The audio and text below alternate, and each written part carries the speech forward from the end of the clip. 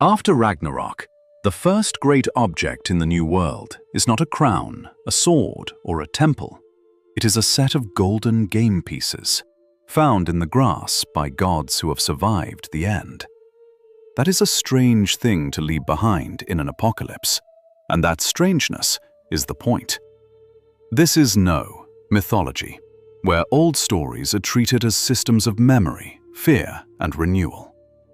Most people hear Ragnarok and picture only the last battle. I did too, for years. A blackened sun, a world drowned, the gods dead, and the story over. And if you stop at the violence, that reading makes sense. Ragnarok is full of endings. Even the title, in popular memory, gets flattened into Twilight of the Gods. That phrase sounds final, theatrical, almost like the curtain falling on the cosmos. But the older sense points closer to the fate of the gods than to a simple sunset. That shift matters because fate is not the same as erasure. When I looked closer at Völuspá and then at Gylfaginning, something kept resisting that neat ending. The texts do not end in a blank screen. They end with survivors, returned gods, inherited tools, and a green earth. That is already a very different kind of ending from total annihilation. Hold that image, because the answer is waiting on the other side of the fire. Before we decide what Ragnarok means, we need to ask a harder question. What exactly are our sources? Our strongest written accounts are medieval Icelandic texts. That matters because the myths were written down after Scandinavia's conversion to Christianity, not inside the older pagan world they describe. In rough terms, Völuspá is often dated to the late 10th century, though its exact composition date is debated, and Snorri wrote the prose Edda in the early 13th. So the evidence is real, but it is also layered. I think that layered quality makes the story more interesting, not less. We are not listening to a tape recording from the Viking Age. We are reading memory after transmission, and transmission always leaves fingerprints. The poem and the prose are not duplicates either. They preserve many of the same events, but they do different jobs. Völuspá, the prophetic poem in the poetic Edda, gives us the most vivid sequence of destruction and renewal. Its voice is not that of a modern historian. It speaks in compressed images, prophecy, and memory. Gylfaginning, part of Snorri's prose Edda, retells that material in a more orderly narrative. That prose version matters because it slows the poem down. It names figures, preserves sequence, and turns hints into scenes. That is where many readers meet details like Lif and Lifthrasir, Baldr and Hödr returning, and the golden game pieces in the field. Those details are important because they make renewal concrete.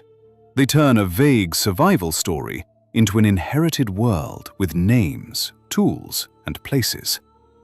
There is also thinner material evidence in the background. A 5th century bracteate from the Vindelev Odin appears, according to some scholars, to reference Odin or Wodan. That does not prove the full Ragnarok story already existed in the exact later form, but it does give us a possible early anchor for Odin, earlier than the medieval manuscripts. So this is the responsible way to read the myth. We trust Völuspá and Gylfaginning for the narrative they preserve. We stay cautious about pretending we can see every Viking listener behind them. And once you read that way, a second misconception starts to crack. The myth is not only about how the gods die, it is also about what the story refuses to let die with them. To see that, we need the mechanism of the disaster. Ragnarok is not random destruction falling from nowhere. It unfolds through broken bonds. That phrase works at almost every level of the story. Moral bonds fail first. In Völuspá, that breakdown is social before it is cosmic. Brothers fight. Oaths fail. The ordinary agreements that make a world habitable begin to rot from the inside. Kinship bonds fail next. Then the physical bonds fail. One emotional hinge is Baldr's death. Baldr is not just another god on a casualty list. His death feels like the first proof that the old world has become unsafe, even for what should have been protected. Then comes Loki's punishment. That scene matters because restraint is one of the myth's core ideas. When the old order fails, things that were once held in place stop staying put. Fenrir breaks free. Jormungandr rises from the sea that once contained him. Naglfar is loosed. Even the dead stop staying in their assigned places. And Heimdall sounds Gjallarhorn. That horn is not just a dramatic prop. It marks the instant when prophecy stops being future tense. Then Völuspá gives us the destruction in a burst of cosmic weather. The sun turns black. Stars vanish from the sky. The earth sinks into the sea.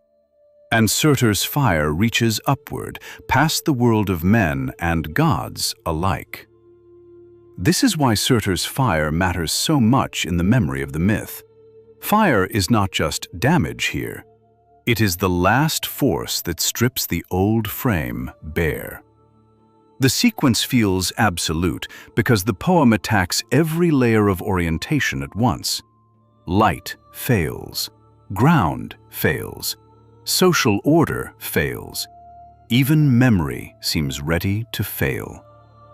If all you carry away from Völuspá is Surtur's fire, the black sun, and the drowning world, then yes, Ragnarok sounds final. It sounds like a myth that burns its own archive.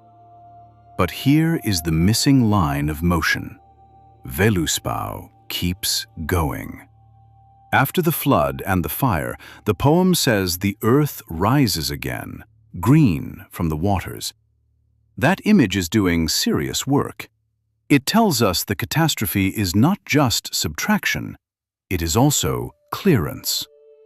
The green earth is the poem's proof that aftermath belongs to the design, not to a modern hopeful reading pasted on top. The world is not restored exactly as it was. That would be too simple. Instead, the myth gives us continuity with damage still visible. And Gylfaginning makes that continuity visible through survivors and inherited objects. Two humans survive, Lif and Lifthrasir. They live through the disaster by hiding in Hodmimis Holt until the world can begin again. That grove matters because it turns survival into a mechanism, not just a miracle. The human future is sheltered, delayed, and then released back into the green earth. That detail matters because the next human age is not created from nothing. It is carried through the break by memory and endurance. Several gods survive as well, and some return after having belonged to the tragedy itself. Baldr and Hödr return. That changes the emotional logic of the myth. The death that helped mark the collapse of the old order is answered in the new one. Gylfaginning adds another inheritance detail that is easy to miss. Thor is gone, but his sons receive Mjölnir. That is not just succession. It is the myth saying that power can survive even when its first bearer does not. This is where the pattern sharpens for me. Lif and Lifthrasir preserve human continuity. Baldr and Hödr preserve relational continuity. Mjölnir preserves functional continuity. The new world begins, but it begins with transfers. So the aftermath is not a reset button. It is a repaired world with visible seams. And then we reach Idavöl. The gods gather on Idavöl in the renewed field. And there, in the grass, they find the golden game pieces. That is the detail that made the whole pattern click for me. Not a throne announcing that the old regime has simply resumed. Not a weapon promising one more round of revenge. Golden game pieces. Ragnarok is destruction with a memory of creation inside it. Now, to be careful, the text does not hand us a modern lecture explaining what the pieces mean, so this is an interpretation. But it is an interpretation grounded in the objects the myth chooses to save. Game pieces are not just treasure. They imply rules, roles, turns, memory, and the ability to begin patterned life again. That matters in a story where Völuspá has just shown rules collapsing everywhere else. The world that survives Surtur's fire is not valuable only because it still exists. It is valuable because Gylfaginning lets it keep form. That is why they matter more than generic gold would matter. Gold can simply mean wealth. Game pieces mean a remembered activity. A sword helps you win a fight. Golden game pieces suggest you still remember how to make a world livable after the fight is over. And that explains why Völuspá's green earth, Gylfaginning's Lif and Lifthrasir, Baldr and Hödr, and inherited Mjölnir belong in the same story. The monsters break the old boundaries. Surtur's fire clears the old structure. But the new world does not arrive empty.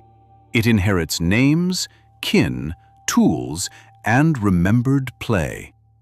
That is why the grass matters as much as the flames. The battle is unforgettable, but the field afterward tells us what the myth is trying to preserve. Looking back, I don't think Ragnarok is best understood as the Norse end of the world. It is a world ending that preserves enough memory to make another world possible. The old world is gone, but the pieces in the grass show that renewal begins with memory. This raises a harder question. If creation can return after Ragnarok, why do so many origin myths begin with something broken? This is MYTHOLOGY, where old stories are treated as systems of memory, fear, and renewal. When Völuspá ends in green earth, and Gylfaginning leaves Lif and Lifthrasir standing beyond Surtur's fire, which matters more to you, the survivors or the golden game pieces they inherit the world with? See you next time.